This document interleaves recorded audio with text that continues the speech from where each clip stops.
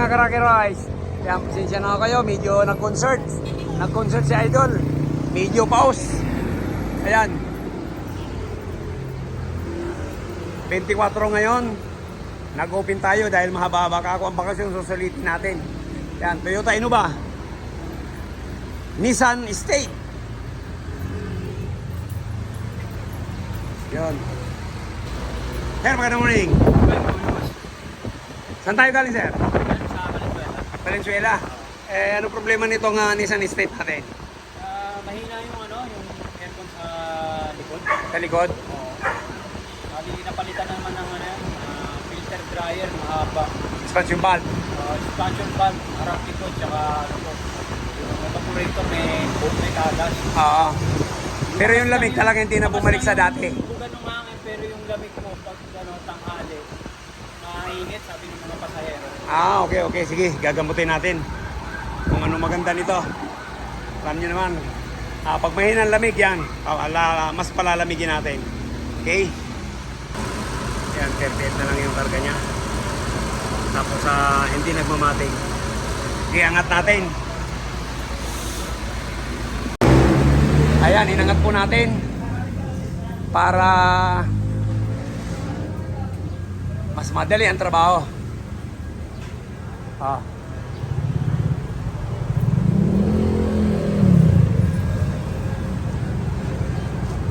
Yan, si Master ang gumagawa dito sa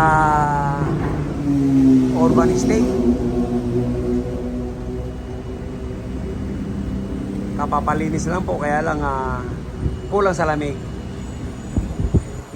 Kaya ginawa natin ang paraan para mas lalong lumamig.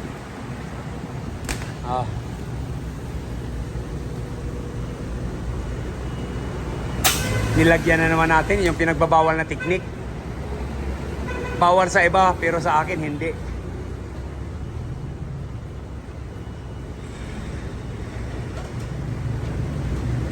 Pag gustong mapalamig ang iyong sasakyan, yan, ganito gawin mo. Para mas lalong lumamig. Kasi pag mga ganitong luma na, pag hindi natin ginawa ng paraan, sorry, kahit palitan mo lahat yan, di mo na kayang palamigin yan. Compressor, expansion valve, condenser, evaporator, dryer, yan. Lalaki lang ang gastos mo, pero hindi yan lalamig. Pero kaya namin yan matsambahan. Yan, sana matsambahan to.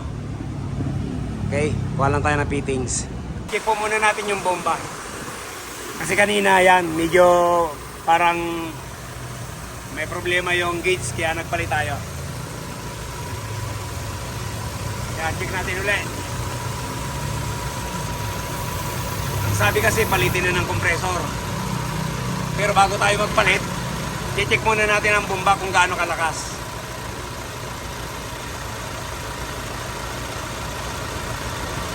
Ayan, may problema nga yung gauge. Kasi kanina, umabot lang ng 250.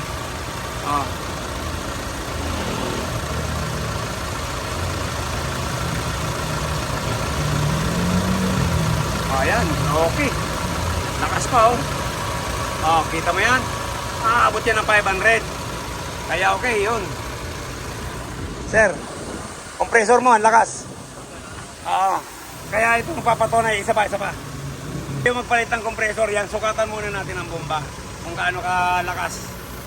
Pag talagang mahina na, yun. Hindi, walang agam-agam na ang customer natin talagang nakita niya. O gaya nito, ang bilis Okay. Di ba, sir? Convincing. Ayan, iyan na po yung fittings na kadugtong sa condenser na nilagay natin.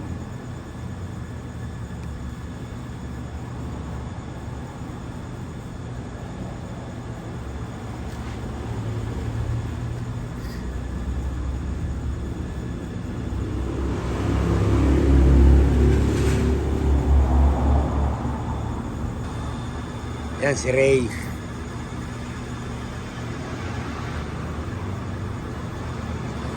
Sa Batangas po siya nakalistino, pero ayan, pinapasok ko muna dito sa Malolos. Ayan, yun na po yung ginabit natin.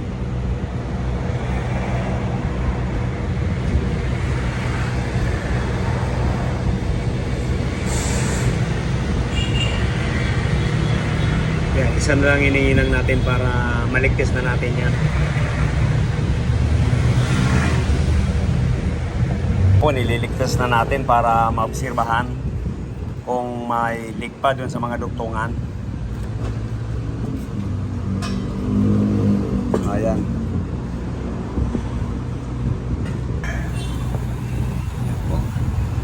Kinarga na natin.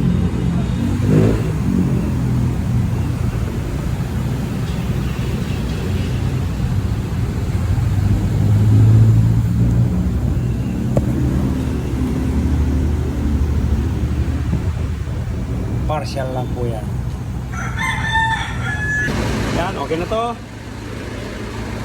Tapos yung electrical, nakargahan na. Yan. Balik na natin yung grills. At sukatan na natin ang lamig.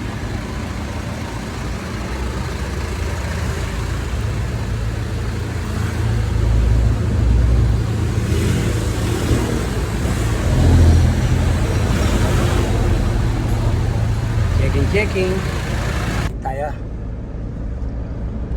Oh, kita mo sir. Pero kadidikit lang.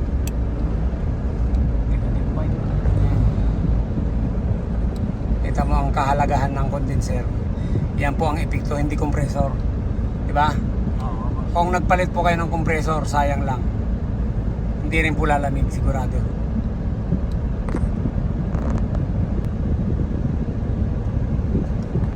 Okay na po. Ayan, Sir Ramnel, kumusta na ang lamig ng escapade mo? State. Okay na, boss. Malamig na siya, pati sa likod. Okay na ba? Salamat. Naayos na yung problema ko. Buti hindi ka bumili ng kompresor. O yun nga, muntik nang makabili. Buti nag-reply ka kanina. Ah. Nag-reply ka, dumiretso na ako dito. Yan, okay. Thank you. Okay. Salamat. Salamat po, salamat. Yan, nakachamba na naman. Thank you, ingat lang po, Sir Arnel. Merry Christmas. Okay, bawi.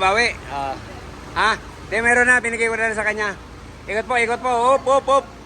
Thank you, maraming salamat. Yan. Merry Christmas.